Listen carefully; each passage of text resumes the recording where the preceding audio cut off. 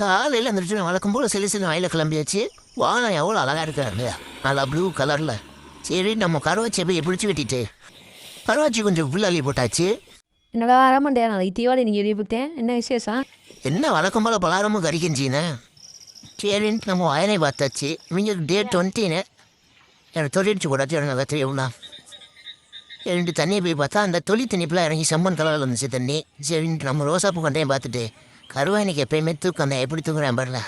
இதையும் பார்த்துட்டு இன்றைக்கி வானம் ரொம்ப அழகாக இருக்குது என்னன்னு தெரில. சரின்ட்டு நம்ம நல்லாவையும் பார்த்துட்டு இந்த சூரிய ஒளி எப்படி தண்ணியில் ரிஃப்ளெக்ட் ஆகுது வருங்க, தெரியுதா மின்னது தகனா. அதையும் பார்த்துட்டு சிட்டுக்குருவி நாங்கள் மாடி வந்தால் அப்பப்போ உட்காரோம். சரின்னு கொஞ்சம் நேரம் போடுவோம். அதை போட்டு அதிரசத்துக்கு இன்றைக்கி அரிசி உரைச்சி வச்சுருந்தாங்க, காய போட்டு அதை பார்த்துட்டு நீ கருவாச்சி அமைக்கிறோம் நம்ம வேலை தான்.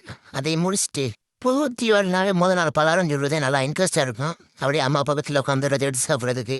சரி சூட சூட நம்ம 2 எடுத்து வாயில் போட்டு அப்படியே தூங்கியாச்சு.